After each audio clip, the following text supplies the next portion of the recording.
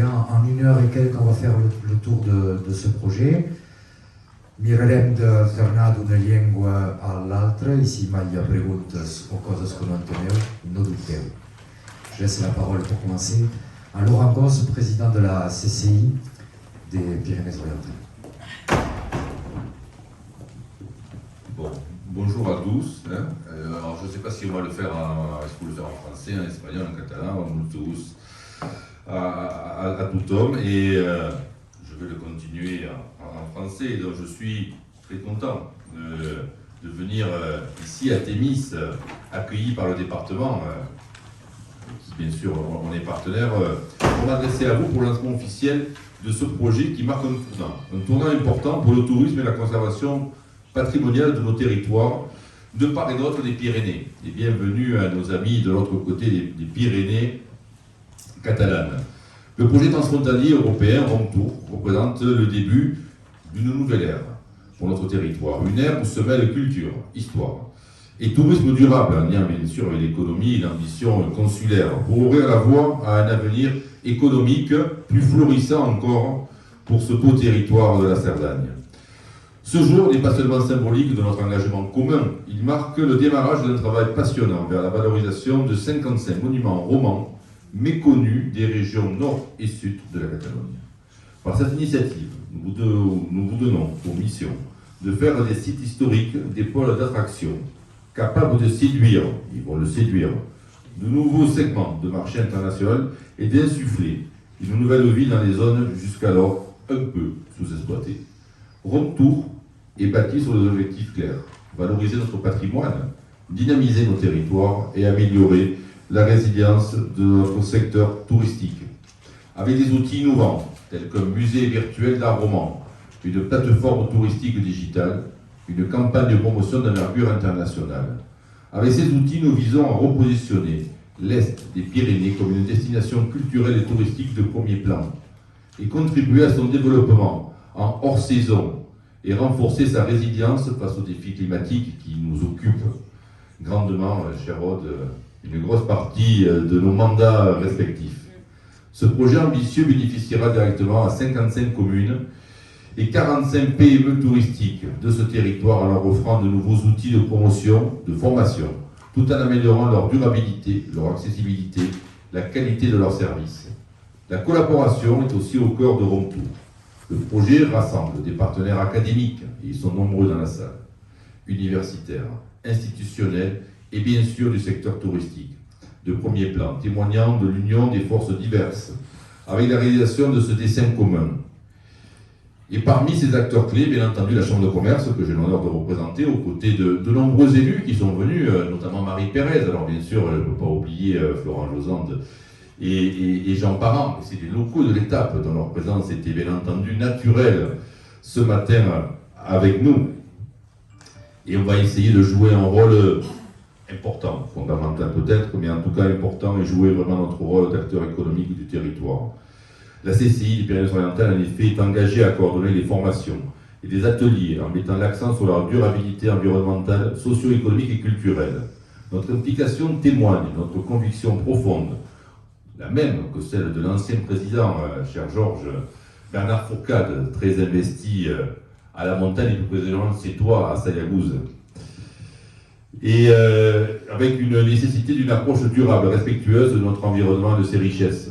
Grâce à Rome-Tour, qui, je vous le rappelle, est cofinancé à 65% par l'Union européenne à travers le programme Interreg, nous sommes non seulement en train de forger une nouvelle vision du tourisme pour notre région, mais nous mettons en place une collaboration transfrontalière importante, exemplaire, prouvant que l'union, l'innovation et le respect de notre héritage sont les clés de notre développement. En conclusion, permettez-moi de dire que Rome-Tour n'est pas seulement un projet, c'est un voyage vers la découverte, la redécouverte de notre histoire, de la valorisation de notre patrimoine et l'assurance d'un avenir durable pour notre région. Ensemble, nous sommes prêts à accueillir un nouveau tourisme dans ces Pyrénées, une ère où le patrimoine, culture et tourisme durable se mêlent pour créer des expériences uniques pour nos visiteurs et des opportunités économiques significatives pour nos territoires. Et enfin, je suis heureux de pouvoir le partager, bien entendu, avec le département, avec la communauté de communes présidée par Georges Armengol, avec l'ensemble des maires ici présents, et l'ensemble des acteurs professionnels et universitaires qui vont pouvoir nous accompagner dans cette démarche. Et qu'on est là aujourd'hui, mais on va continuer à y venir régulièrement, Marie, Jean, Florent, pour pouvoir suivre cette ambition aux côtés de l'ensemble des collaborateurs aussi, que je remercie de s'être déplacés depuis Perpignan, le siège de la Chambre, jusqu'à ce bel outil qui a été mis, et de remercier également Michel, qui est toujours à nos côtés de sa présence, en tant bien sûr aussi que local de l'étape. Merci à vous tous et très bonne journée de lancement de ce beau projet. Et Aude, je crois que je vais te laisser la parole.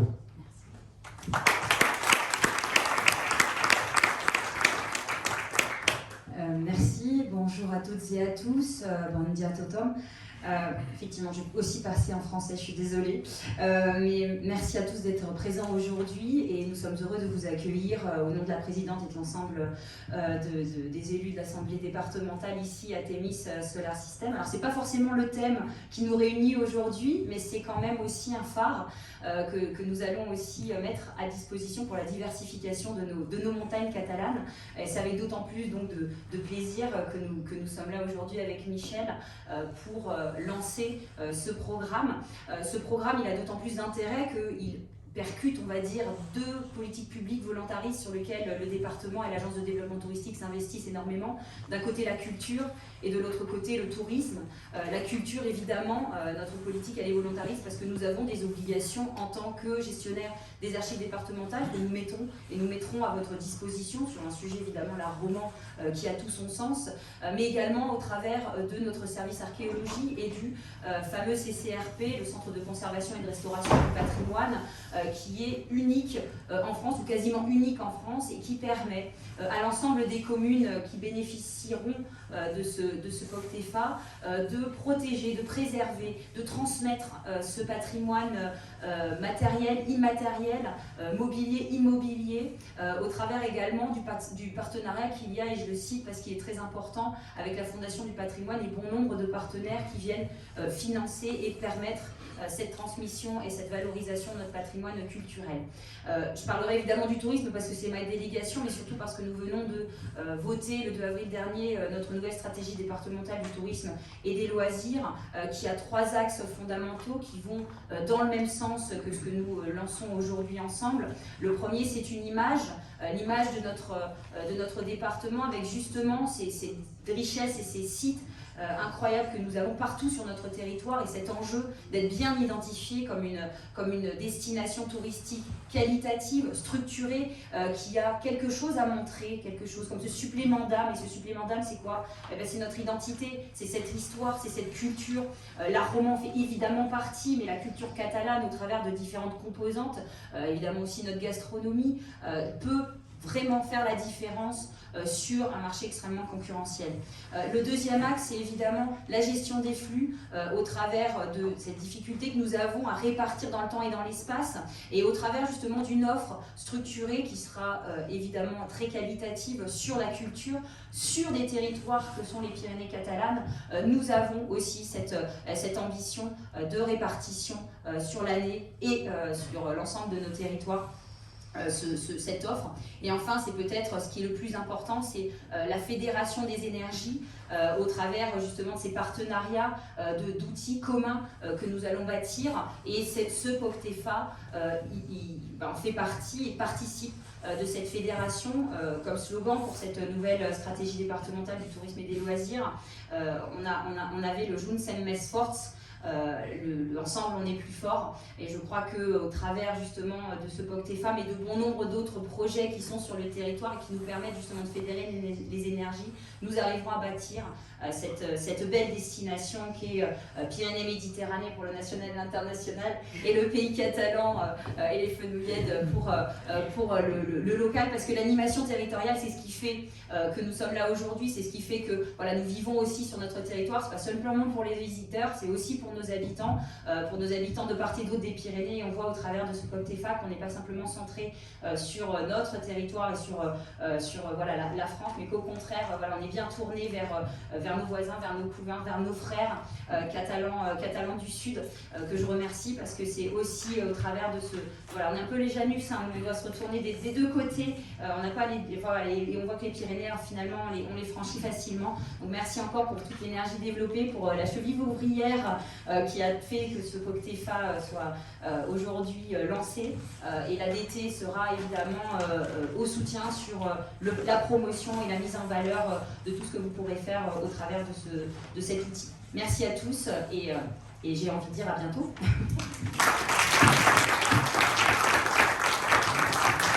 Merci Laurent Gauze, merci Maud Vives. On va attaquer un déroulé où on vous a concocté toute une série d'interventions parce que le programme Rome Tour, vous l'avez compris, mêle à la fois patrimoine, culture, tourisme, nouvelles technologies, environnement. Et tout ça, à la base, ça découle de ce programme de coopération transfrontalière avec encore un acronyme, POCTEFA. Pour expliquer un peu mieux tout ça, j'appelle María José Guillén Díaz, qui est la coordinatrice territoriale de la région Est dans le programme POCTEFA.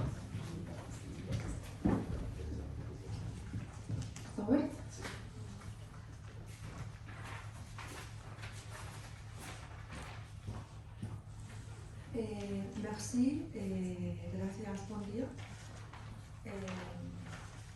Je tiens à remercier d'abord les partenaires du projet Retour pour...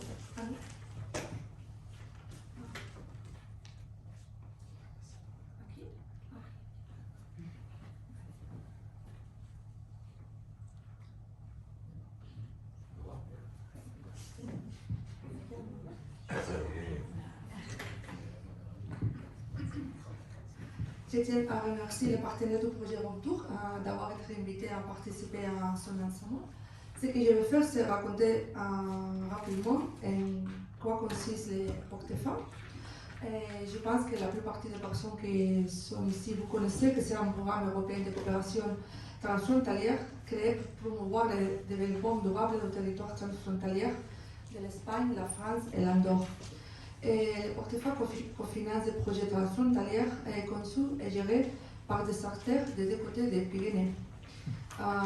Et avec ce programme, ce qu'on veut, c'est contribuer à améliorer la qualité de vie des habitants du territoire transfrontalier des Pyrénées.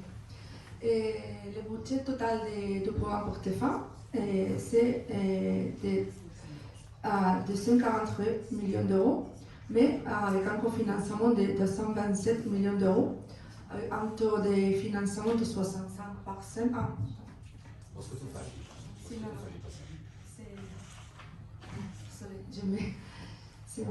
Je passe comme ça. Oui, ok. Alors, vous verrez ici le budget total du projet avec une destination de 127 millions d'euros pour le cofinancement des projets de coopération transfrontalière. Le territoire de POCTEFA, c'est tous les deux côtés des Pyrénées, avec une population de 14 millions de personnes. Et je vais dire rapidement parce que vraiment le POCTEFA c'est un programme compliqué, il y a beaucoup d'organismes qui participent et l'autorité de gestion c'est la communauté de travail des Pyrénées, mais il y a aussi des autres autorités responsables du programme et notamment il y a les trois autorités nationales, l'espagnole, la française et l'andorrane. Et le programme se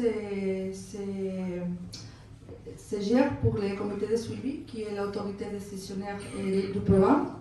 Il y a aussi un comité de programmation qui est chargé de sélectionner les projets à programmer.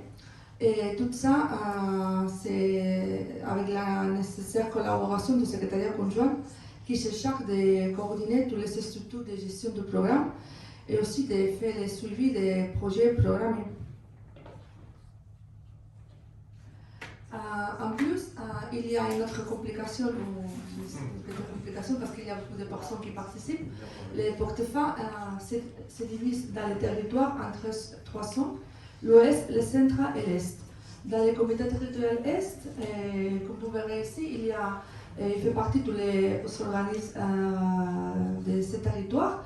Et le ministère de Senda, le gouvernement de l'Andorre, la préfecture de la région Occitanie, la NCT, et la région d'Occitanie et le département de Pyrénées-Orientales, l'Ariège et l'Haute-Garonne. Et la Généralité de la Catalogne en tant que coordinatrice territoriale de cette zone du programme Portefeuille.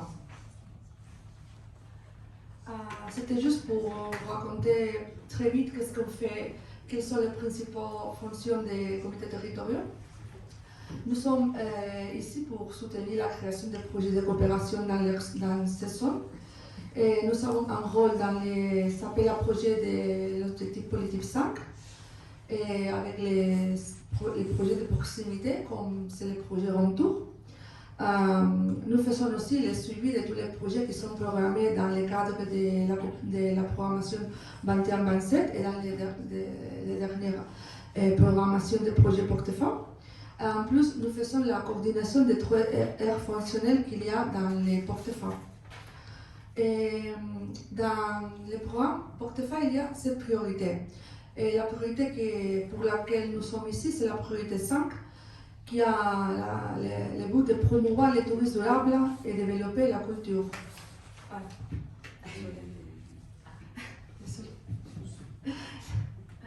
Bon, nous sommes ici pour la priorité 5. Alors, le budget pour la priorité 5 pour toute la période, c'est de 300 millions d'euros. Et on va parler un peu sur le projet Retour.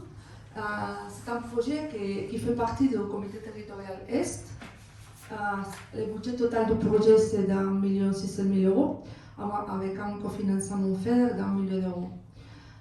Il y a 7 partenaires, et vous connaissez tous les partenaires. Et il fait partie de la priorité 5 du programme, et principalement de l'objectif spécifique de renforcer le rôle de la culture et du tourisme durable. Ici, je me suis trompée avec le titre, mais le titre c'est Contribution à la priorité 5 du programme à travers les actions de retour. La priorité 5 du programme, il y a principalement 4 contributions. Et le programme Retour, il contribue d'une manière très importante à garantir avec ces actions, cette priorité. Elle contribue au développement et la promotion de la culture et du patrimoine commun avec la valorisation et promotion de 55 monuments romains méconnus parce qu'ils l'ont mis dans la candidature de l'appel à projet 50, mais je viens d'entendre qu'à la fin il y a 55 monuments romains. En plus, ce qu'il fera pour améliorer l'offre des projets de tourisme culturel avec la création de musées virtuels et de cookwares, ça sera des actions pour améliorer la réalisation des activités et pour promouvoir l'offre et l'activité touristique et culturelle de ce territoire. En plus, pour avoir une promotion plus importante de ce territoire comme une destination touristique et culturelle durable et inclusive, ils feront une création de 8 itinéraires transfrontaliers.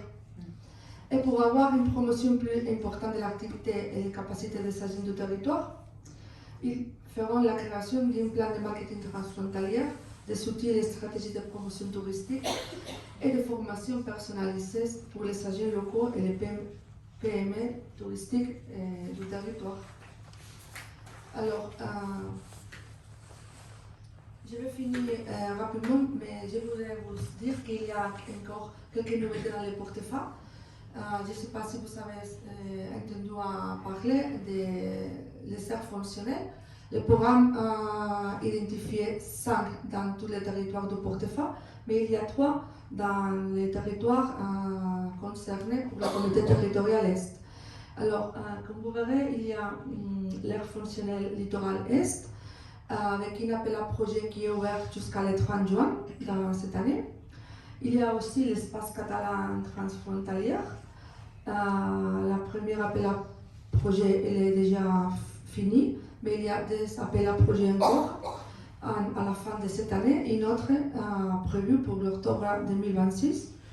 Et en plus, la aire fonctionnelle de montagne Est, qui fait partie juste de ce territoire des Pyrénées orientales et Ariège, Andorre et la Catalogne, une petite part, parce que ce n'est pas tout le territoire de cette zone, qui fera le lancement et l'appel à projet les prochains mois de septembre dans la région Occitanie, parce qu'on fera le lancement dans le territoire occitan. Et il y a aussi des autres appels à projets qui sont une nouveauté dans les portefeuilles. Ce sont les appels à petits projets, avec un budget jusqu'à 200 000 € pour tous les projets. Mais on a fait ça parce que c'est qu'on veut s'attirer des nouveaux acteurs dans les portefeuilles.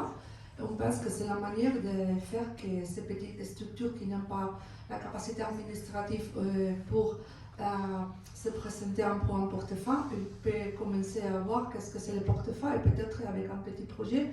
Après, on pourra faire un grand projet parce qu'on a l'intention de faire des journées de capitalisation avec les grands projets et les petits projets pour avoir la connaissance de tous les acteurs du territoire.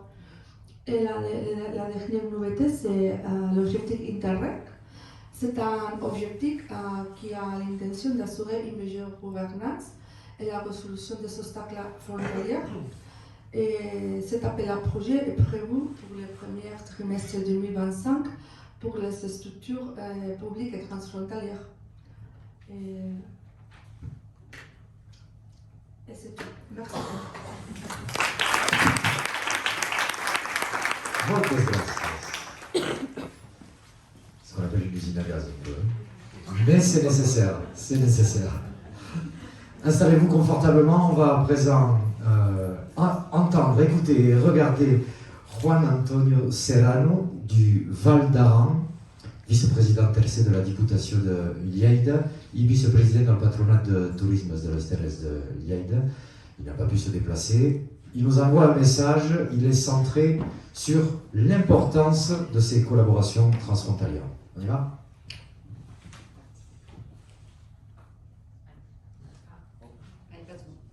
Ça va venir, ça va venir.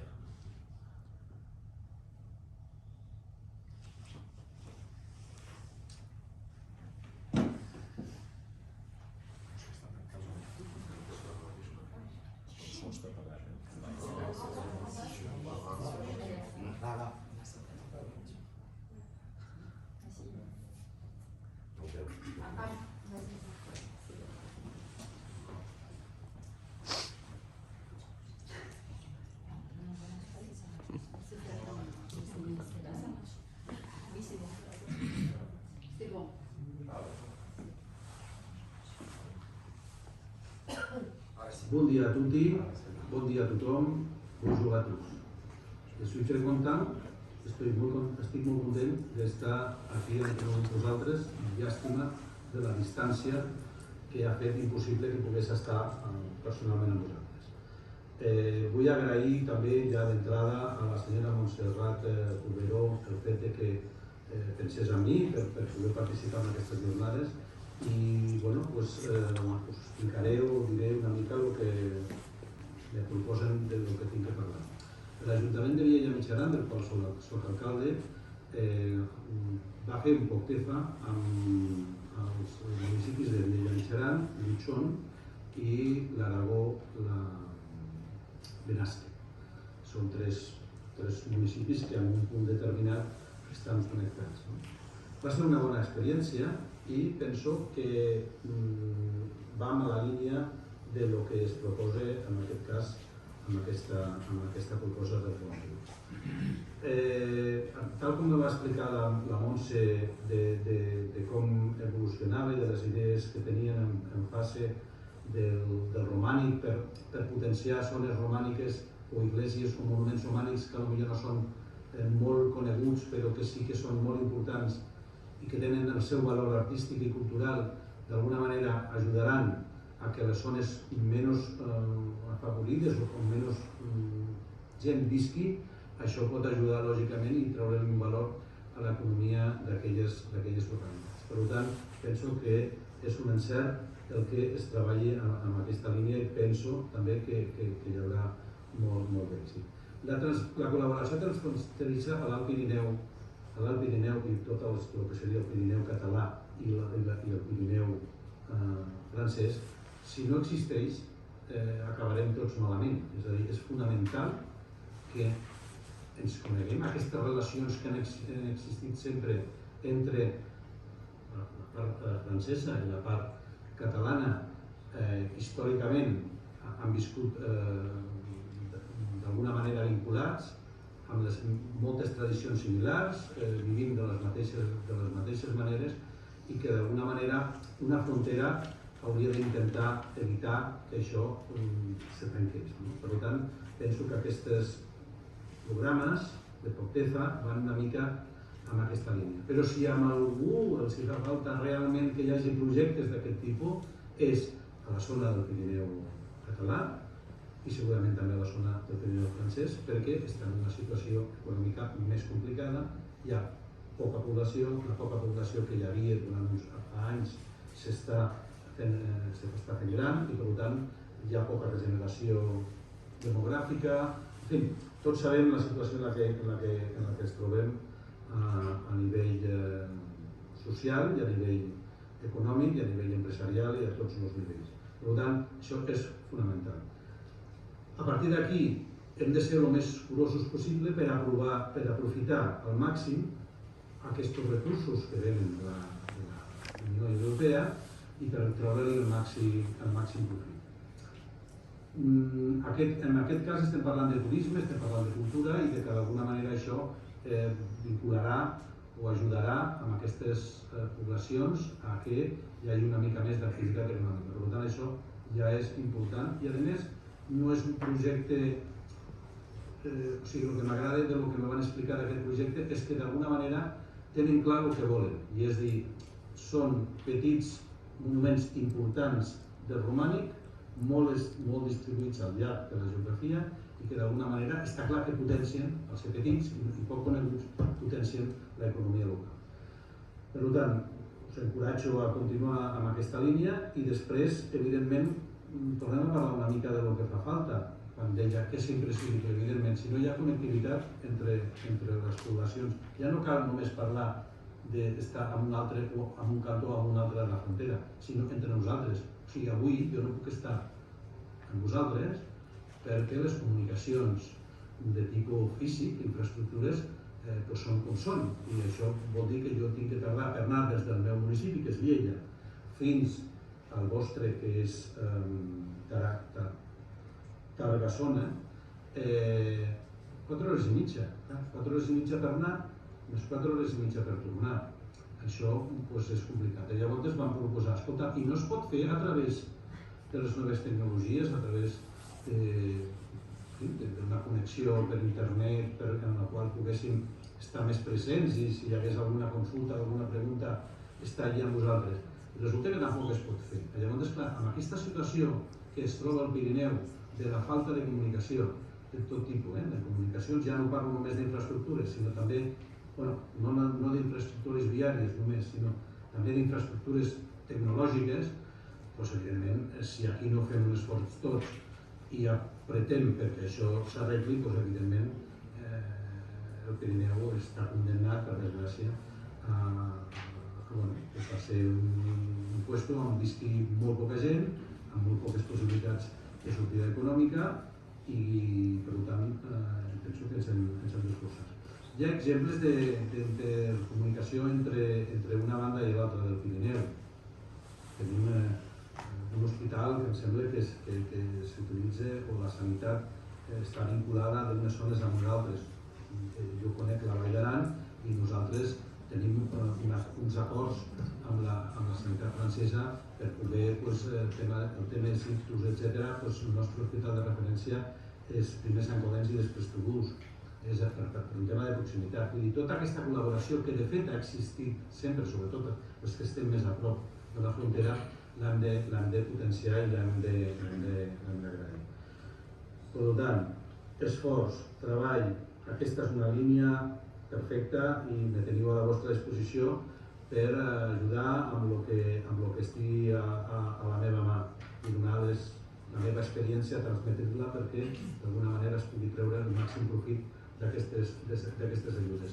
Però jo el que voldria és que ens quedéssim tots amb aquest sentiment de que realment o treballem i fem alguna cosa o ho tenim realment molt complicat. I això no sempre ha de vindre ajudat per la Unió Europea, que evidentment és important, sinó per la nostra reivindicació. Som normalment unes poblacions poc reivindicatives que no, al ser pocs habitants, les administracions o els polítics que estan a càrrec de les administracions, les administracions diguéssim superiors, no les locals, es fan el cas que en fan, però nosaltres hem de ser una mica més, diguéssim, llançats en aquest sentit, poder ser a vegades una mica atrevits a l'hora de transmetre aquesta preocupació i dir-ho clarament, és que no passa res, estem en la situació que estem, això ho han d'entendre i si no ho anem repetint nosaltres, si no ens ho creiem nosaltres, no ens en sortirem. Per tant, tot l'apoyo amb aquesta iniciativa, gràcies a tots per escoltar-me, me brindo, com no podria ser d'una altra manera, i la Montserrat ho sap, a qualsevol cosa que pugui ajudar-vos a tirar endavant aquest tema i sobretot jo transmetria aquesta, a part de la idea més tècnica i turística del projecte, més concret, de que realment com a pirinencs ens ho hem de començar a creure i hem de començar a ser molt més reivindicatius de lo que som. I la reivindicació vol dir transmetre-ho inclús als nostres clients, perquè els nostres clients quan vinguin allí no només els hem d'ensenyar el bonic que és o el bé que ho fem, sinó també dir-los el malament que estem a conseqüència de la poca inversió o de les poques coses que se'ns fan des de les diferents administracions i que consti que aquí mai parlo de l'administració local perquè justament gràcies a les administracions locals encara queda alguna cosa per tirar endavant. Moltes gràcies, molt bon dia a tots i disfruteu de la vostra jornada.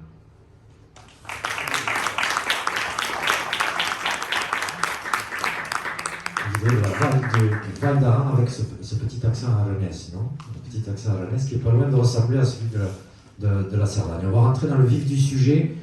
Rond tour, on va laisser la parole à la pierre angulaire du contenu scientifique de ce projet al doctor Flussel Sabaté de la Universitat de Lleida. Je ne sais pas si vous faites en français ou en catalan. Quina llengua vous faites?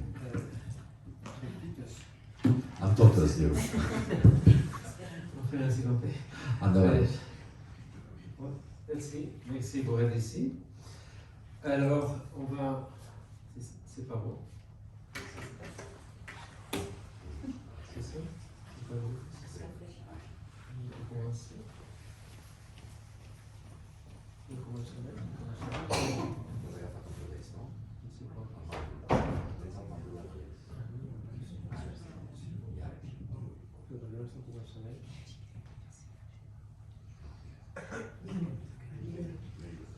Sí, pero al comenzar es que...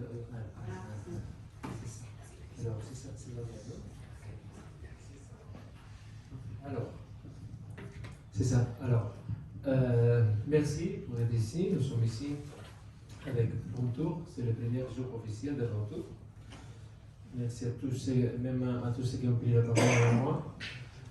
Vous pouvez voir ici quand même une chose, le logo, que c'est, on peut voir le logo, vous pouvez voir qu'il y a, c'est pareil la tour romaine, donc ça indique déjà quelque chose, nous sommes de Rome, de Tours, tourisme Rome. Et alors vous pouvez voir ici, ça c'est l'image officielle, que l'émir c'est un mur du XIIe siècle, exactement. Et on les voit à travers d'un code QR. Et alors, tout ce qu'il y a dans ce projet, il se passe par les QR. Alors, ça, c'est l'idée de les logos et l'image officielle pour transmettre quand même ce point. Et alors, dans mon unité, on a arrivé face à la police à moi. Alors, qu'est-ce que c'est pour moi? Alors, je suis les revistes, j'ai vu que je regarde. Ah, aquesta. Alors, c'est bon. Alors, comme dit déjà, nous sommes dans un projet Retour, dans la priorité 5 de Portefeuille, qui est pour faire du tourisme et de la culture, et que l'idée c'est prendre les choses, les points, il s'agit de la culture et de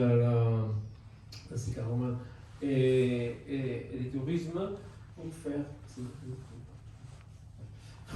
pour dynamiser l'économie. Alors, l'idée c'est les projets. Voilà. Comme déjà dit et répété, on part de 55 monuments romains situés dans la région de la Catalogne, le nord du sud, dans un sens large pour regrouper toute la Catalogne et faire une étude documentaire, historique et artistique. Alors il y a toute une part d'histoire de l'art, de le faire de façon exhaustive et pour trouver de nouvelles données et pour faire une nouvelle perspective. Et ça se mélange avec toute une proposition de promouvoir le territoire, avec toutes les propositions qui sont déjà sur place, le tourisme rural, les différentes propositions. Et alors, tout se passe par des supports numériques innovants, ou quand même on les essaie de les trouver. Et alors, c'est, comme c'est déjà dit, cofinancé par l'Union européenne. Vous voyez là les programmes qu'on vient de l'exprimer. Et on fait ça avec cette addition de diverses perspectives, moyennant des partenaires qui sont les sites que vous pouvez voir ici, parce qu'il y a 3 universités, Lleida, Barcelone, Perpignan, Viadomitia, l'Institut d'Estudis Catalans, et alors tout l'ALCAT qui fait tout le travail de tourisme rural, les chambres de commerce et d'industrie, et l'office de tourisme à Asperstuir. Ça permet d'avoir une addition, une somme de partenaires un peu différents, mais que, étant donné qu'ils ont les mêmes objectifs et les mêmes buts, on peut travailler ensemble pour trouver une sorte de proposition innovante à ce qu'on cherche. Alors c'est pour ça que les plans d'action, pour faire ça, comme on dit dans le titre, on fera 5 actions.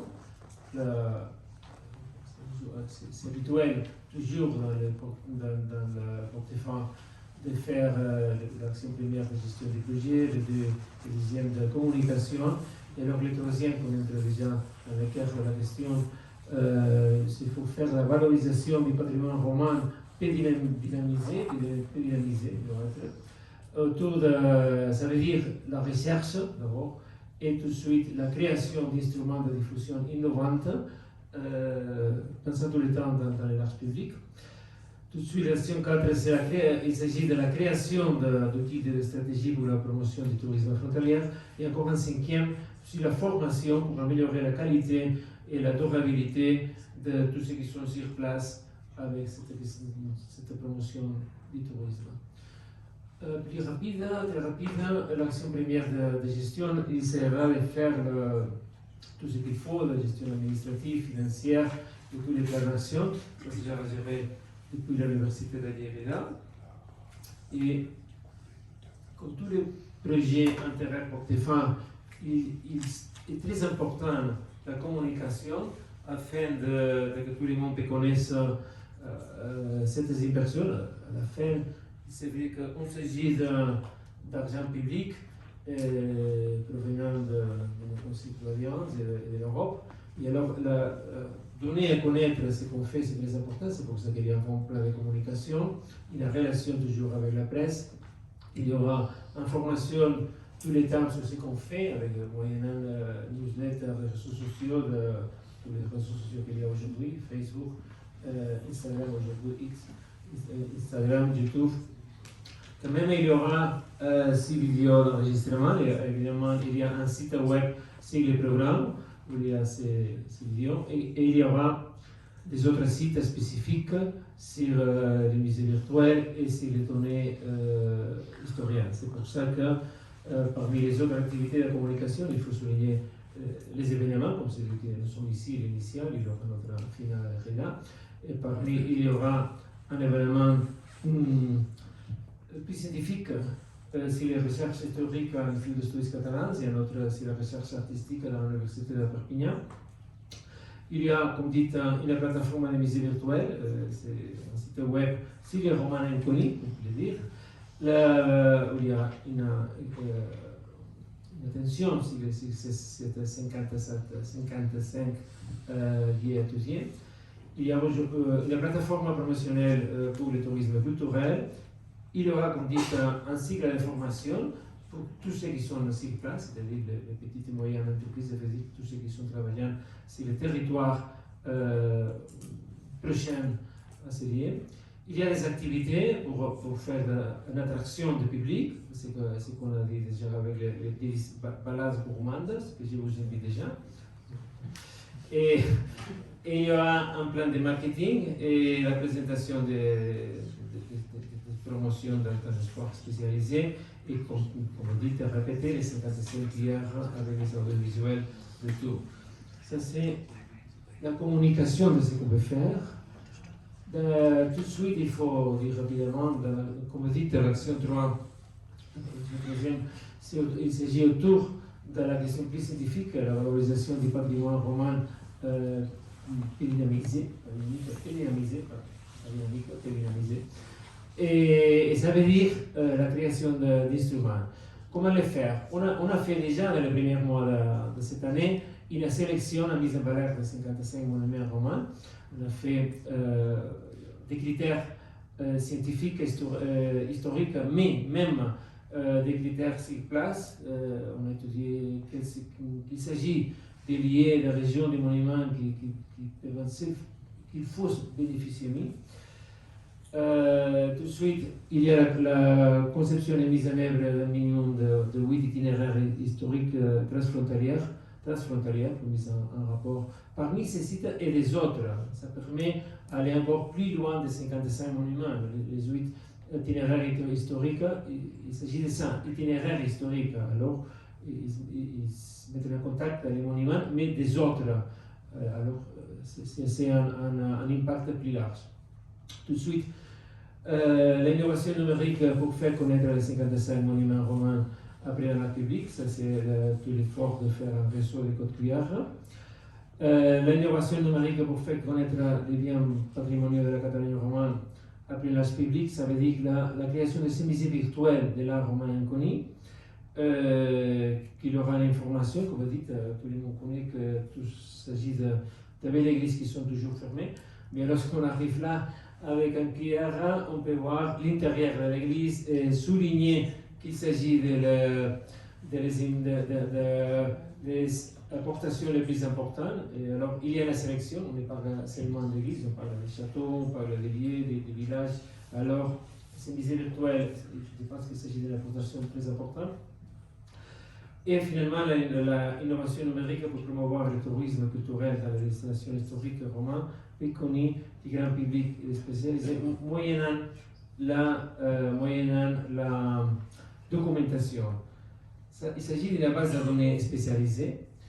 Et je vais souligner, parce qu'il s'agit d'une apportation un peu singulière, et je pense qu'il s'agit important. Il y aura, ouvert à tout le monde, un site web, avec toute la documentation concernant ces monuments en sens large. On parlera des monuments, mais même des seigneurs de Séville, de la société de l'entourage, et ils seront là, tous les documents même, il y aura la transcription de la documentation, mais ça permet d'arriver encore à des autres objectifs plus importants.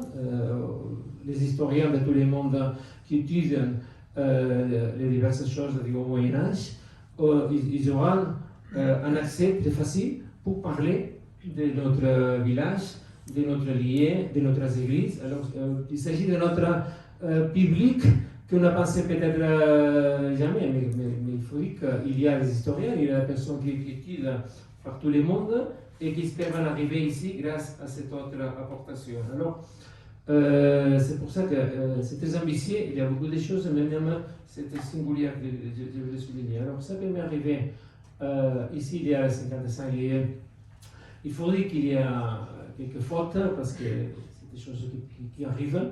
Il manque AV dans le Vallespir, il manque Serrallonga et Custoja. Mais c'est ça que je dis qu'on a élargi les sens pour faire un impact plus large. C'est pour ça qu'on a élargi. Toujours, on parle d'un roman, mais on a essayé de trouver, de faire un bon impact et une typologie documentaire importante. On peut y revenir, c'est fait. Alors, comme dit, l'action quatrième s'agit de la création d'outils et de stratégies pour la promotion du tourisme transfrontalier. Il s'agit alors on tournera sur ces points, après on en parlera, mais il y aura un plan marketing transfrontalier de campagne de promotion sur les marchés internationaux. Il y aura un effort de création d'outils et de stratégies pour la promotion du tourisme transfrontalier. Et avec tout ça, de renforcer la promotion et la commercialisation de l'offre touristique transfrontalière dans le secteur oriental des Pyrénées. Alors, ça veut dire qu'il y aura une action de promotion et surtout de création d'outils et de stratégies. On parle avec ça de tout ce qui est autour de ces monuments, toute cette société rurale, tous ceux qui sont sur place avec soit des gîtes, d'apportations diverses, de restos, etc. Alors, la création d'outils et de stratégies pour la promotion, moyennant ces contacts et cette relation avec les monuments. Et encore, le cinquième, il s'agit d'un effort d'une action, toute une action sur la formation. Il y aura un cycle de formation pour améliorer la qualité et la durabilité. Dans tous les sens, comme vous pouvez le lire ici, environnemental, socio-économique et culturel, et c'est des terres touristiques.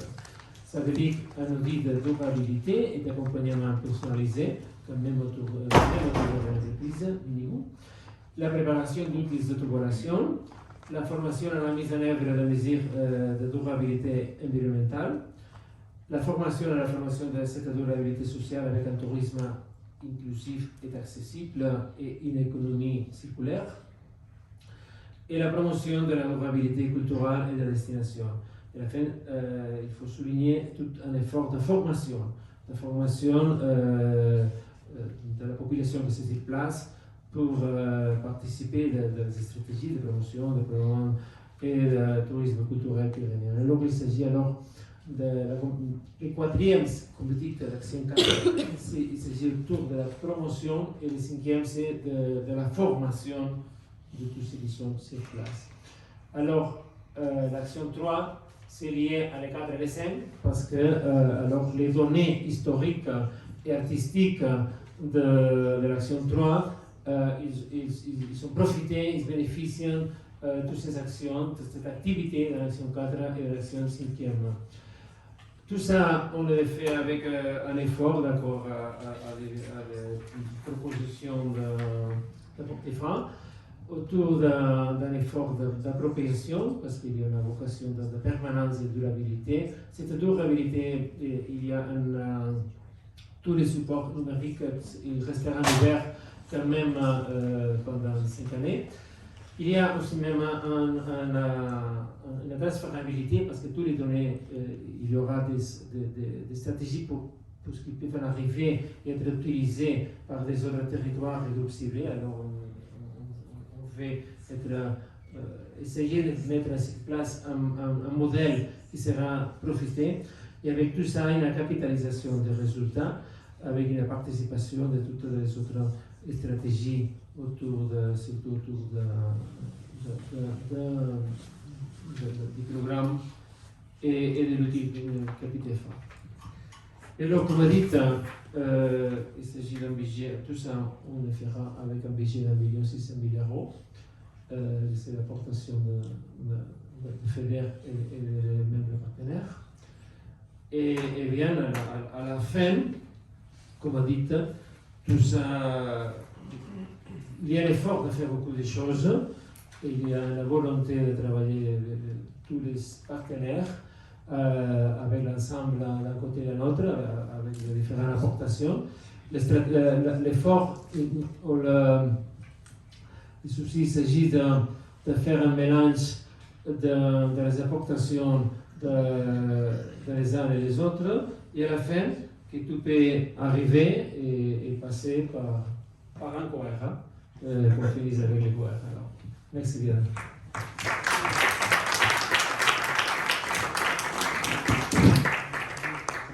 Gracias.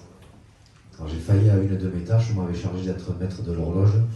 On est à la bourre. On va essayer de faire l'effort, il reste 1, 2, 3, peut-être 4 intervenants. On va commencer par la professeure Caroline de Barreau de l'Université PVD de Perpignan sur la valorisation du patrimoine, et on a plus de minutes. Hein.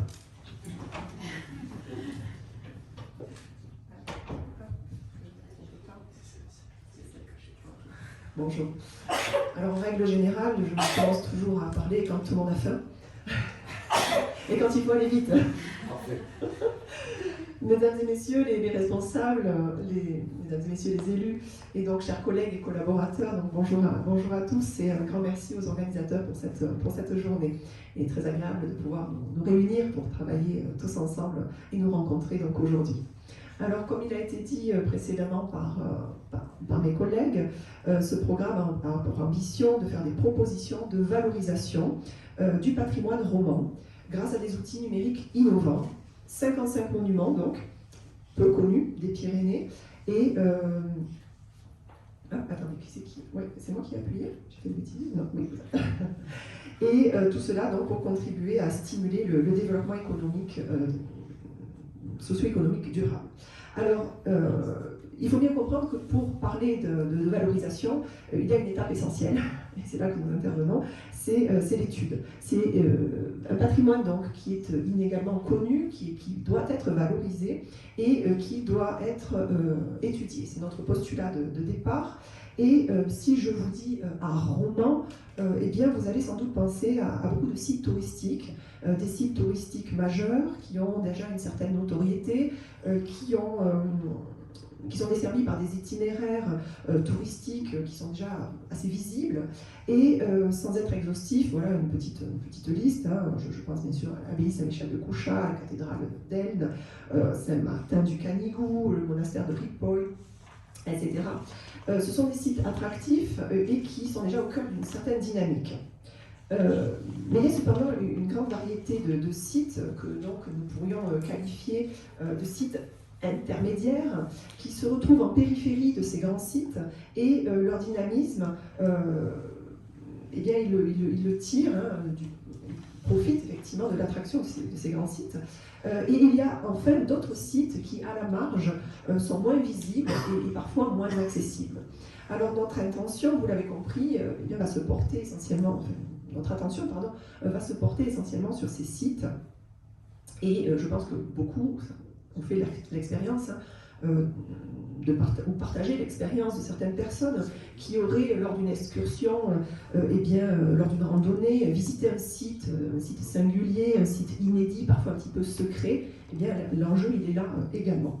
Ce sont ces sites que nous allons étudier et qualifier donc de patrimoine roman non dynamique. Eh bien, qu'est-ce qui apparaît derrière ce qualificatif? Eh bien, une idée de patrimoine qui est conservé dans un but de préservation de sa valeur historique, sa valeur patrimoniale également. Et nous comprenons aussi là derrière que ces sites, eh bien, ils ne permettent pas un réel rendement financier. Lorsque ils coûtent parfois plus que ce qu'ils rapportent. Et lorsque vous visitez un grand site et que vous payez une entrée, vous savez que cette entrée elle va bénéficier à l'entretien du bâtiment, etc. Mais lorsque vous contournez une chapelle le long d'un sentier de rando ou lors d'une promenade, eh bien vous vous trouvez dans une autre configuration. Cette chapelle, elle peut être ouverte ou pas, éclairée en dehors des offices ou pas. Elle peut aussi être valorisée par des outils de communication ou pas. Donc, il y a aussi la question de la conservation et de l'entretien. Ces sites ils peuvent être entretenus ou pas. Alors ce patrimoine roman qui nous occupe ici, eh bien, il y a des éléments dans la liste des bâtiments retenus, des éléments de fortification, des châteaux, des églises. Il y a le décor et le mobilier qui est à l'intérieur aussi de ces sites. Et ce patrimoine roman, donc, eh bien, il ponctue le paysage rural des Pyrénées catalanes. Et on sait aussi qu'il y a de nombreuses initiatives qui sont prises pour leur conservation. Et ça, je tenais également donc, à très rapidement à vous en parler, parce que c'est important. Si la conservation de ce patrimoine, c'est une question importante, eh bien sa valorisation, elle est tout autant. C'est une question primordiale, c'est celle qui va nous occuper, qui va nous faire réfléchir, qui va nous faire travailler, qui va nous faire collaborer. Et au fil des années, eh bien, il existe déjà sur le territoire un certain nombre d'actions qui sont menées de valorisation. Eh bien, nous, bien sûr, nous en tiendrons compte et nous essayons de réfléchir, encore une fois, avec tous les acteurs présents. Alors, il est rapidement le moment de vous dire comment est-ce que nous allons étudier ce patrimoine roman. Et pourquoi? Ultra rapidement, je traverse, vous dire que nous ne sommes pas les premiers à nous y intéresser et qu'il y a une longue tradition, notamment dans l'étude de l'art roman, sur notre territoire. Ça remonte au XIXe siècle, l'érudition savante, ça remonte à, ça résonne avec des noms comme Jaubert de Passat ou Prosper Mérimée, qui voilà, une figure aussi importante. Et donc, nous ne sommes pas les seuls à avoir travaillé sur cette longue tradition historiographique de l'art roman. Il y a bien évidemment toute une littérature scientifique, documentaire, qui nourrit déjà les médiations, les valorisations patrimoniales. Donc, je passe très vite, mais je voulais bien sûr en parler avec vous. Alors, comment allons-nous étudier ce patrimoine? Tout d'abord par une étude documentaire qui va permettre une meilleure connaissance de la géographie historique complexe. Effectivement, cette géographie historique, elle est celle d'un Moyen-Âge d'un Moyen-Âge donc central, et bien ce sont donc des temps où l'histoire des monuments devra être renseignée au sein d'un maillage très complexe de territoires avec des pouvoirs laïques, des pouvoirs religieux, au sein des comtés catalans, et qui parfois font coexister certains pouvoirs. Vous avez ici une vue du site de Coanet, où se distingue à la fois une église et également un élément de fortification à l'arrière. Alors, qu'est-ce que l'on va également faire comme travail d'études? Eh bien, des campagnes photographiques. Ces campagnes photographiques, elles sont ultra nécessaires et nous allons les mener, bien évidemment, pour, comme on vous l'a dit précédemment, eh bien, proposer des bases de données photographiques qui vont pouvoir nous permettre de constituer donc des éléments indispensables qui seront mis au service de la valorisation, notamment des nouvelles technologies.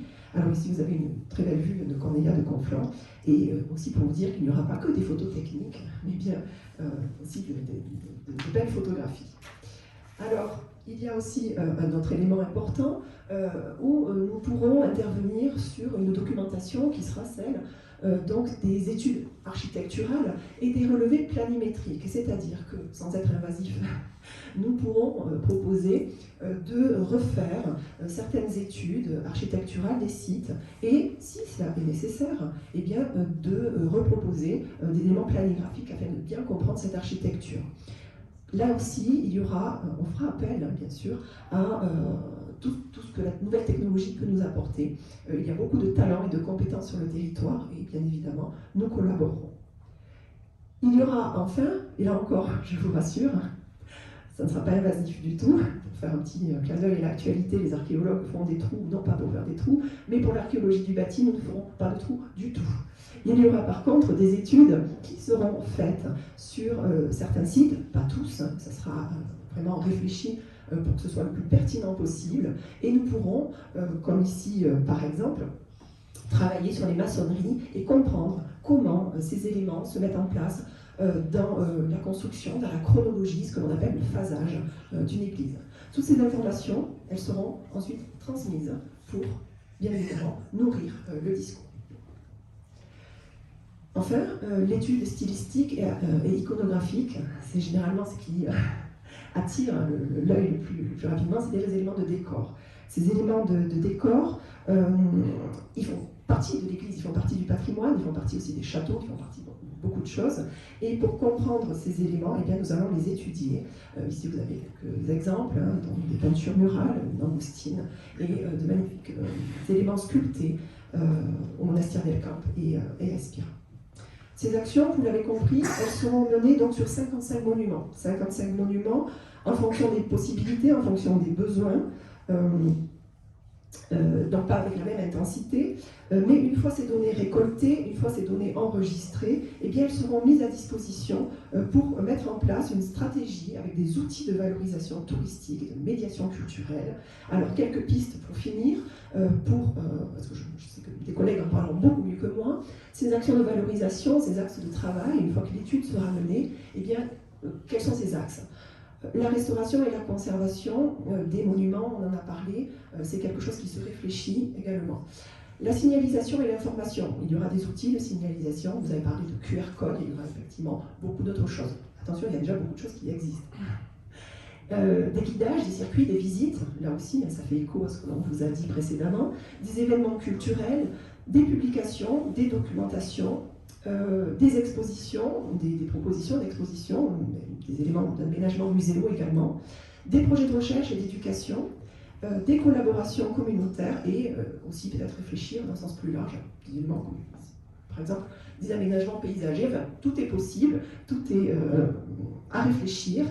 Et en conclusion, donc, quelques mots pour ce projet Rome Tour qui, donc, est un beau projet hein, qui permettra une action d'amélioration du savoir historique, mais pas que, parce que bien évidemment, c'est un beau projet et de belles années de collaboration, c'est très important cette collaboration. Et par avance, donc merci à tous pour votre participation aux actions qui seront menées, et merci encore une fois pour votre accueil aujourd'hui. J'ai fait au plus vite. Bravo. Donc, dans Rome Tour, il y a Rome pour romanique, à roman, il y a Tour pour tourisme. Montserrat Corbero de l'organisme Turalcat, c'est la confédération de tourisme rural de Catalogne. Elle va nous expliquer molt rapidement, Montserrat, molt rapidement, comment Rome Tour sera un outil pour la revitalisation du tourisme transfrontalier. Avec quelle stratégie et avec quels outils? Molt bé, en primer lloc dic que és un plaer estar aquí amb tots vostès. M'adreçaré, si no us sap greu, en català. Espero fer-ho prou fluid perquè sigui fàcilment entenedor per tothom. Per nosaltres va ser molt interessant quan la Universitat de Lleida se'ns va adreçar i ens va començar a explicar que hi havia la possibilitat de preparar un projecte per presentar-lo a la candidatura del programa POCTEFA en aquesta primera convocatòria i que calia establir una aliança entre els sectors científics al voltant del patrimoni cultural i els sectors turístics. Ens va semblar molt engrescador i de seguida vam començar a pensar quins partners podíem trobar a la zona dels Pirineus Orientals. Vam tirar d'una experiència anterior, havíem treballat en un programa, en un projecte anomenat Epiremet, i allà havíem conegut uns agents clau. Un d'ells va ser la Jocelyn Bonet, amb qui va haver una col·laboració magnífica. I per aquest nou projecte vam voler comptar també amb la Jocelyn. La Jocelyn treballa per la Cambra de Comerç i Indústria dels Pirineus Orientals i ja teníem un soci francès. Seguidament vam pensar en quin altre soci podíem trobar que estigués vinculat al sector turístic i també, tirant de l'experiència de l'Epiremet, vam demanar que s'incorporés en aquest projecte l'oficina de turisme d'Expresstuit, que també els tenim aquí presents amb nosaltres. Bé, a partir d'aquesta experiència de col·laboració vam començar a treballar el que seria la part turística del projecte. I teníem clar que un dels nostres principals objectius seria un tema que està pendent a Catalunya, que conec bé, i crec que també als Pirineus Orientals, i és que la majoria dels nostres turistes van a parar a destinacions molt consolidades que hi ha dintre del nostre territori, però el que necessitem és que es distribueixin i arribin a tots els racons del nostre territori. I aquest és el gran repte que tenim pendent. Redistribuir aquests fluxos turístics cap a les zones que ho necessiten i descongestionar les destinacions més madures, més conegudes, on tothom hi va i on tothom arriba a col·lapsar aquest destí tan conegut. Per tant, aquest projecte Rom Tour l'hem ideat, l'hem dissenyat, n'hem fet el pla d'acció precisament perquè serveixi per això. Bé, al nostre parer, aquest projecte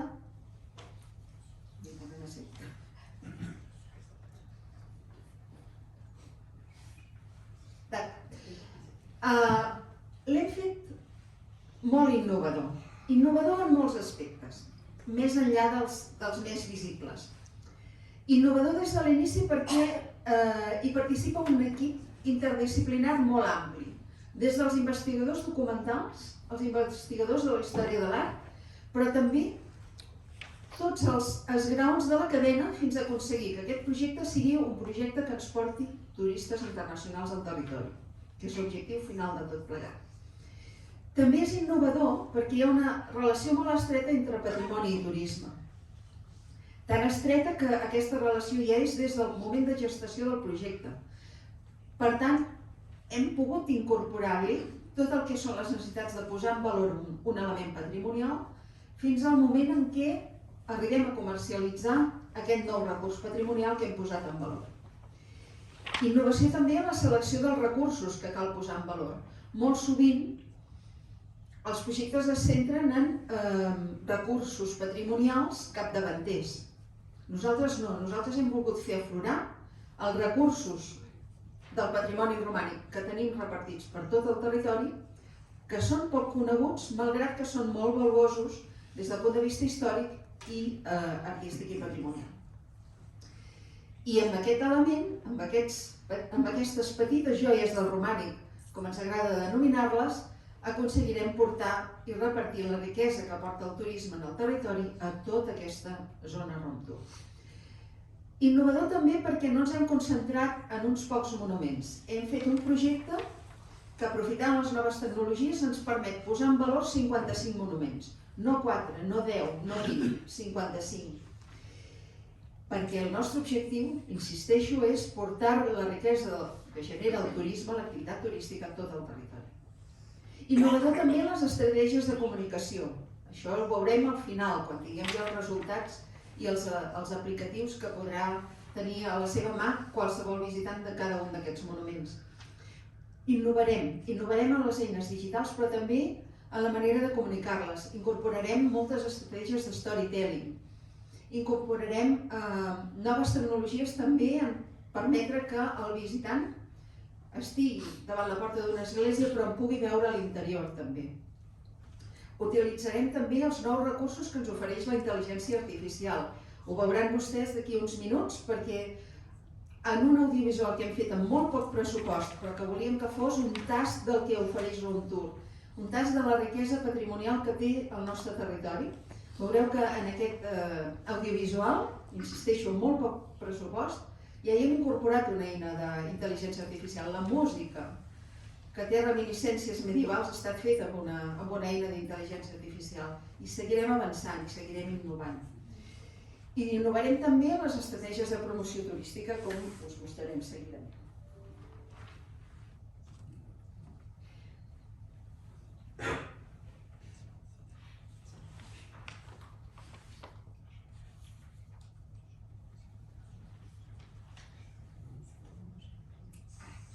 Bé, aquí es pot veure tot el territori Rom Tour, com ens ha ensenyat abans el professor Sabater, i veiem que aquests recursos es distribueixen per les zones poc conegudes. A tall d'exemple, a la comarca d'Alta Ribagorça hi ha un element que té molts visitants, que és mundialment conegut. El patrimoni romànic de la Vall de Boí, reconegut com a Patrimoni de la Humanitat per la UNESCO. Evidentment, a la comarca de l'Alta Ribagorça no hem escollit cap monument vinculat a aquesta zona de la Vall de Boí.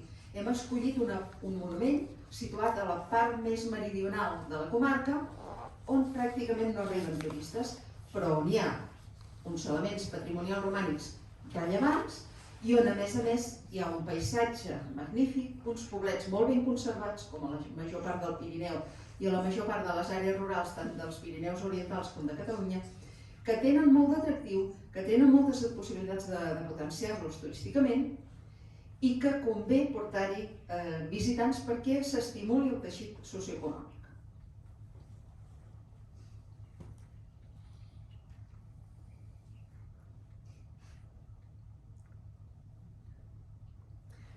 Bé, un altre dels elements que volem posar al davant en aquesta presentació és que tot el projecte ha estat pensat des del punt de vista del ciutadà.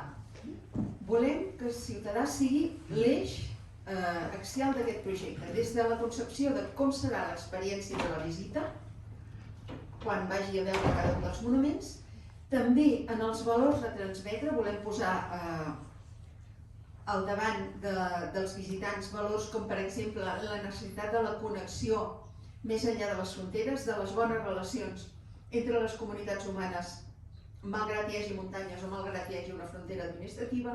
Volem posar de relleu valors com el paper de la dona en la història, malgrat que en la història medieval la dona té un paper molt reduït i molt poc visible. Nosaltres, a través del Round Tour, volem donar-li la visibilitat que moltes vegades no ha tingut i volem que el ciutadà sigui el destinatari de totes les accions que farem a través del projecte Round Tour. També hi ha un element molt remarcable, la sostenibilitat, no únicament ambiental, que també, perquè aquest projecte en bona part neix de la prioritat que ens marca POCTEFA, de què vol que s'estimuli el turisme cultural en els Pirineus com un element que faci el turisme del Pirineu més resilient davant dels canvis que ens imposarà el canvi climàtic. Ja estem veient que ens està alterant els cursos dels rius, ens està alterant la disponibilitat de la neu a les muntanyes, etc. I en canvi el patrimoni cultural és un element que en principi, malgrat els canvis climàtics, continuarà allà, continuarà sent atractiu i ens continuarà portant visitants. I també volem insistir molt en la sostenibilitat econòmica. Si portem fluxos turístics, després ho veurem amb les accions que vam dissenyar i vam incorporar en el projecte a l'acció 5, gràcies a les habilitats i propostes de la Jocelyn, volem que tingui un efecte estimulador de l'economia local i que realment ens ajudi a dinamitzar totes aquestes àrees. Un altre element que val la pena remarcar és la capacitat que té aquest projecte d'establir aliances en el conjunt del territori. Amb les autoritats regionals i locals, evidentment, però també amb les entitats culturals, tant a nivell local com regional, també amb les microempreses. Si som capaços de establir aquesta aliança i coordinar-nos correctament, autoritats, entitats i microempreses, jo crec que els Pirineus orientals són imparables.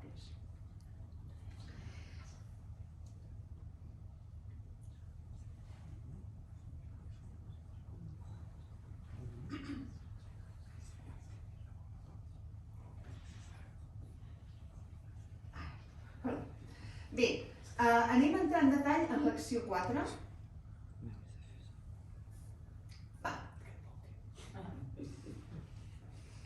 Ostres.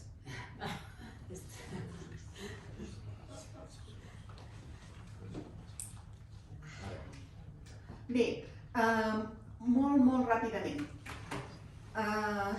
Elaborarem un pla de màrqueting que tindrà, evidentment, uns objectius complexos, però bàsicament l'objectiu és establir i trobar les millors estratègies, les més eficaços per captar l'atenció i aconseguir la visita de clients de proximitat, però també de clients internacionals, pensant sobretot en el mercat europeu i probablement no tant l'intercontinental per l'elevat nombre d'emissions que això genera. Per altra part, volem innovar en els mitjans digitals, també en la promoció turística. Aplicarem moltes estratègies de SEO, com ja és habitual, però també una campanya publicitària potent a través de les xarxes socials, newsletter, blogs, etc. Anirem activant moltes eines innovadores. Però també activarem altres mitjans fora de línia que no són gaire habituals, com per exemple estimular les aliances amb les oficines de turisme que hi ha repartides per tot aquest territori. Crearem una plataforma web molt potent per facilitar que qualsevol visitant d'aquest territori tingui accés a tota l'oferta de serveis turístics i que estarà estretament vinculada amb la plataforma web que mostrarà aquestes joies del patrimoni romànic poc conegudes, la web del Museu Virtual del Romànic. En aquesta web donarem protagonisme a les visites als monuments romans, però també a tota l'oferta d'allotjament, restauració, productes artesans i activitats diverses que ens ofereixi el territori. També el patrimoni natural i paisatgístic, que és un dels grans actius que tenim.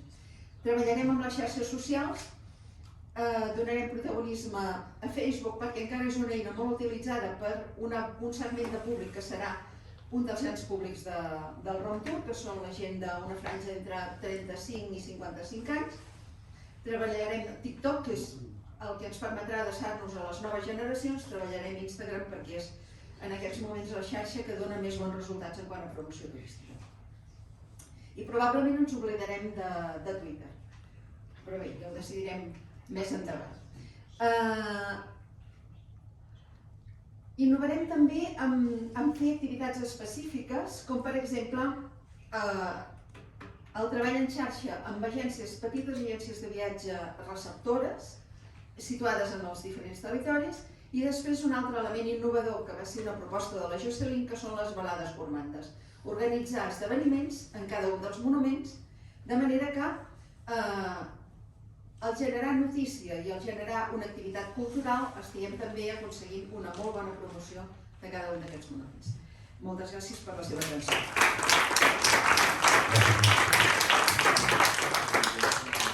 Això s'acaba, paciència. Il reste une dernière intervention. Vous avez compris que c'est un projet tentaculaire, universitaire, patrimoine, tourisme, mais également il y a un volet formation et un volet environnement. Et on laisse la parole donc à Marion Cuffy et Sonia Poulou de la CCI de Perpignan. Bonjour, bon dia, buenos días. Alors je vais le faire rapidement. Je suis Marion Cuffy, je suis la coordinatrice du projet Rom Tour à la CCI de Perpignan où je travaille avec une équipe projet que je tiens à remercier pour son aide précieuse. Nous menons plusieurs actions, nous intervenons sur pas mal d'actions, notamment la communication et la promotion, mais également la création d'itinéraires romans et de balades gourmandes. Mais la CCI se focalise, elle est leader sur l'action 5. L'action 5, c'est bien entendu focalisé sur les entreprises. Nous allons sensibiliser et former les entreprises à la durabilité environnementale et pour proposer un tourisme plus vertueux, un tourisme durable. Et pour cela, je laisse la parole à Sonia Poulot, conseillère RSE à la CCI de Perpignan, qui va venir plus en détail, mais rapidement, sur cette action dont on est leader. Je vous remercie. Molte gracias.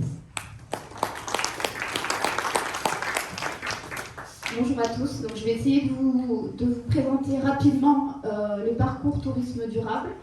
Donc ce parcours, ce sera l'intention des entreprises. Il est avec plusieurs étapes et plusieurs outils. Donc au niveau des outils, il y aura des outils d'auto-évaluation au niveau du développement durable et de la RSE, avec un flash diag et un autodiagnostic accessibilité. On aura pour une grande partie des entreprises, une large partie, des réunions d'information, des webinaires, des newsletters. L'objectif, c'est de faire de l'information, de la sensibilisation donc sur les thématiques du développement durable. Et ensuite, le parcours va vraiment commencer pour les 10 à 20 entreprises que l'on va sélectionner avec un audit de durabilité qui sera suivi ensuite par des ateliers collectifs, donc toujours sur la même thématique, développement durable et accessibilité. Et enfin, on viendra aussi en support en tant que conseiller RSE au niveau des entreprises avec un accompagnement individuel. Rapidement, donc, les outils d'auto-évaluation, donc on en a deux. Il y a l'outil d'auto-évaluation RSE et l'autodiagnostic accessibilité. Donc ce sont des outils qui sont en ligne, qui seront mis à disposition des entreprises. Donc l'objectif, c'est de leur permettre d'identifier les bonnes pratiques au niveau du développement durable, mais également d'identifier les points corrigés pour ce qui concerne l'accessibilité. Ensuite, sur la partie information-sensibilisation, donc là, l'objectif, c'est d'organiser des réunions d'information, des webinaires, des newsletters pour 200 à 400 entreprises sur les différentes thématiques des enjeux du tourisme durable et de la RSE, ainsi que de l'accessibilité. Au niveau de la première étape d'accompagnement, c'est l'audit de durabilité, donc il se fait en 2 étapes. Vous avez la première étape qui est l'état des lieux de développement durable et RSE. Donc c'est un diagnostic 360 degrés qui va reposer sur plusieurs piliers: gouvernance et stratégie, performance économique avec les relations clients et fournisseurs, une partie ressources humaines et conditions de travail, tout ce qui concerne l'environnement et le mode de service durable, et enfin l'ancrage territorial. Donc l'idée en fait c'est d'évaluer la maturité de l'entreprise, c'est-à-dire de mettre en valeur ses pratiques actuelles et ensuite d'établir un plan d'action prioritaire pour qu'elle puisse s'améliorer. La deuxième partie de l'audit de durabilité concerne le diagnostic accessibilité. Donc, ça concerne donc les entreprises qui sont ERP, établissements recevant du public. Donc l'idée là, c'est de sensibiliser les professionnels à l'accueil des personnes en situation de handicap et également de connaître le cadre législatif pour savoir diagnostiquer son ERP. Concernant la partie formation, donc nous allons proposer 5 ateliers sur le développement durable et accessibilité concernant le parcours du tourisme durable. Donc le premier atelier, ce sera sur la stratégie du tourisme durable. Ensuite, sur la performance touristique humaine, locale et authentique. Enfin, pour la partie accessibilité, ce sera un tourisme accessible à tous. Sur la partie plutôt ressources humaines, ce sera tourisme inclusif et socialement responsable. Et sur la partie environnementale et ancrage territorial, on va parler d'économie touristique circulaire. Alors pour finaliser en fait cet accompagnement, donc la CCI propose de délivrer à l'issue de ce diagnostic et de la mise en place des actions d'amélioration, de délivrer une charte aux entreprises qui seront engagées. Cette charte, elle permettra en fait de valoriser la démarche de l'entreprise auprès des parties prenantes. Donc elle sera valable pour 1 an, mais pourra tout à fait être renouvelable si l'entreprise veut continuer de s'engager. Donc cette charte sera signée par le président Laurent Rose de la CCI et le chef d'entreprise qui s'engagera donc dans cette démarche de tourisme durable RSE. Je ne sais pas si vous avez des questions. Merci. Merci.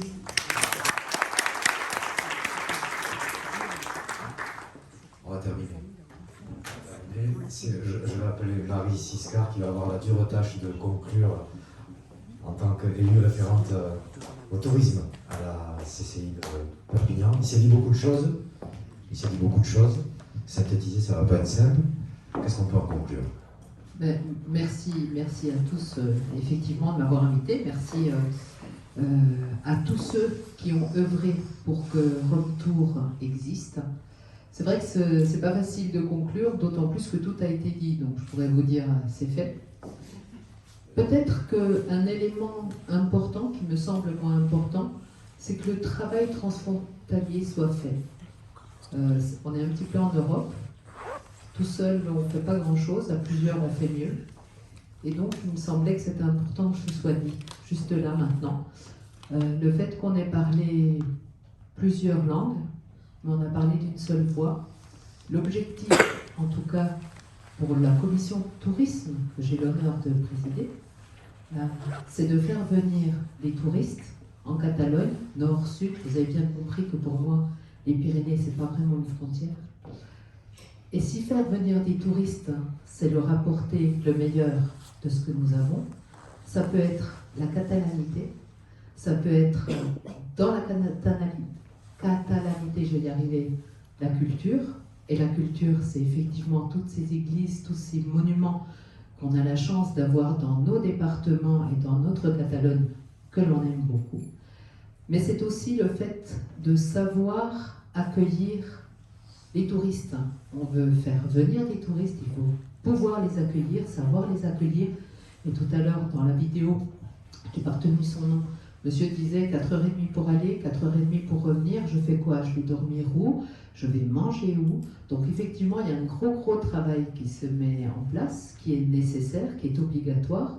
Et si l'abbaye est fermée et que je peux regarder le QR code pour quel est l'intérêt d'aller autour, je peux rester chez moi, dans mon salon, et le regarder. Donc est-ce qu'il faudra les ouvrir? Est-ce qu'il faudra les éclairer? Est-ce qu'il faudra... Donc c'est un gros travail qui est à faire. Moi, je me réjouis que nous puissions attirer tous les gens qui vont atterrir à Barcelone et qui enfin ne resteront pas dans Barcelone, qui viendront se balader, parce que ceux qui atterrissent, vous le savez, à Perpignan, ils sont peu nombreux, il y a peu d'avions, mais ceux qui arrivent à Barcelone sont très nombreux et ils viennent de partout.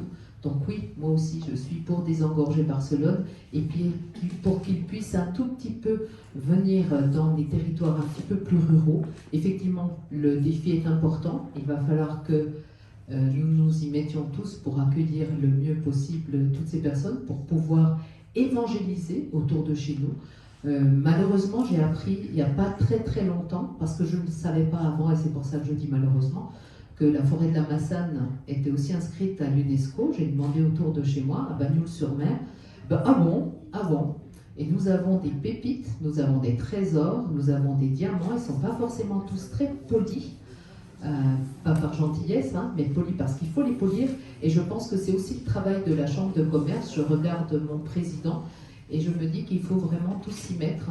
L'idée de travailler tous ensemble, tous les offices de tourisme, ça me paraît cohérent. L'idée de faire travailler l'ensemble des acteurs du tourisme, parce que nous avons quelque chose qui est important avec le travail de chacun. Et je parlais tout à l'heure des petites mains avec énormément de respect pour ces petites mains. Faire en sorte que notre tourisme catalan soit plus prospère dans les années qui viennent, parce que c'est clair, nous avons le savoir-faire, maintenant il faudra juste le faire savoir. Voilà, je vous remercie. Merci. Georges Armengol, s'il vous plaît, président de la communauté de communes. En français ou en catalan? Comme vous voudrez. Bon, tout d'abord, je comprends que l'appétit vous appelle aussi, et je comprends aussi celui qui est le gardien du temps qui a demandé d'essayer d'écourter les interventions. Donc, je vais... Pardon. D'abord, je voudrais tout d'abord vous remercier, la Chambre de commerce, Monsieur le Président, du lancement de ce projet transfrontalier Romtour sur notre territoire de Pyrénées-Cerdagne. Et comme Pierre Plataille m'a demandé de le représenter aussi, puisqu'il ne pouvait pas être présent et que nous travaillons souvent ensemble, donc sur un certain nombre de sujets, je me permets de lui faire partager, de vous faire partager dans mes propos ce que Pierre Bataille, je pense, accepterait aussi. Vous avez raison, et je vous en remercie d'avoir choisi cet endroit qui s'appelle Pyrénées-Cerdagne, parce que j'allais dire tout à l'heure que Pyrénées-Cerdagne est un territoire d'expérience dans le domaine des opérations transfrontalières. Je voudrais simplement en citer quelques-unes, les principales. L'hôpital transfrontalier commun, projet structurant par excellence, l'abattoir transfrontalier, la station d'épuration, la première. Et j'ai d'autant plus de plaisir que le premier dossier, lorsque j'étais conseiller général, c'est-à-dire autour des années 2000, eh bien, il s'appelait Via Romanica, et qui était l'ensemble des églises romanes de la comarque et de notre territoire de la montagne catalane, ou des Pyrénées du Soleil, si vous me permettez, puisque même si aujourd'hui ils sont un peu cachés dans ces grandes Pyrénées, eh bien il y a le soleil en plus chez nous, en plus de l'identité, madame, comme vous le disiez, de la catalanité. Donc merci d'avoir choisi ce symbole. Et si j'en parle, c'est parce qu'on voit en même temps dans ces projets tous les obstacles frontaliers, humains, administratifs, qu'il peut y avoir dans la gestion ensuite de ces outils. Et c'est vrai que toute la formation, toute l'approche que vous vous proposez de faire, il faudra qu'elle prenne en compte ces éléments-là, à la fois les éléments humains, les éléments administratifs, les éléments de droit au sol, j'allais dire du sol, puisque en fonction de ces décisions, du moins de cette implantation, on a les problématiques que l'on rencontre parfois. Je voulais dire que merci encore d'avoir choisi ce territoire de Pyrénées-Cerdagne, de la montagne du Soleil, de la montagne catalane, parce que nécessairement, nous travaillons bien sûr en collaboration avec les professionnels, en collaboration avec la Chambre de commerce, avec les compagnies consulaires en général, sur un certain nombre de thématiques qui peuvent permettre d'amener l'attractivité du territoire, en particulier donc sur la pleine nature. Et je voudrais dire que avec le Conseil comarcal, avec Pyrénées catalanes, avec Pyrénées-Cerdagne, va sortir au mois de juin 1400 km de parcours cyclotouristiques qui seront balisés et présentés en catalan, espagnol, français et anglais en même temps, et dans lequel la volonté est surtout d'impliquer le plus possible les professionnels, puisque l'idée n'est pas de faire de la randonnée ou de faire du cyclotourisme pour regarder la nature, pour être un contemplatif, certes, ça en fait partie, mais c'est aussi d'adjoindre à cela tout ce qui sont les monuments, tout ce qui sont les professionnels aux endroits où ils sont, et tout ce qui est notre patrimoine, et en particulier le patrimoine romain. Et donc les circuits sont faits de manière à rencontrer les gens, les villages, et à rencontrer justement ces citeurs.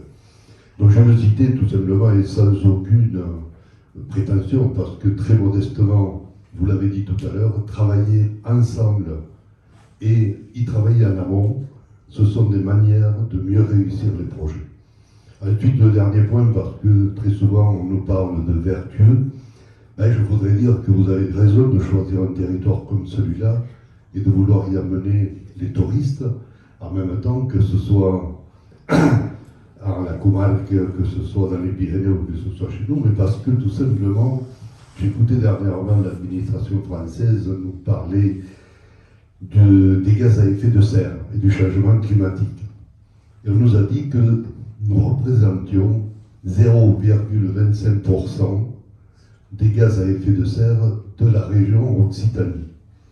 Je me suis dit, qu'est-ce que nos anciens ont été vertueux, et donc ça veut dire que nous devons continuer, certes là-dessus, mais en plus amener nos amis touristes jusque chez nous, dans un endroit où il y a moins de pollution, où on produit de l'énergie propre au travers de l'hydraulique et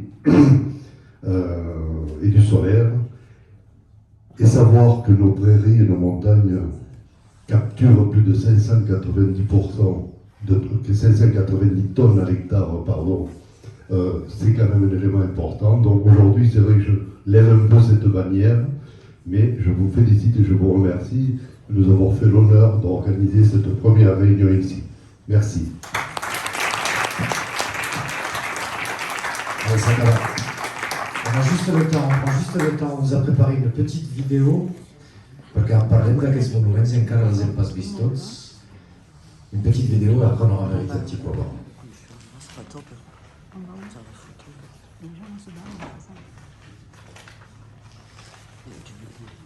Il faut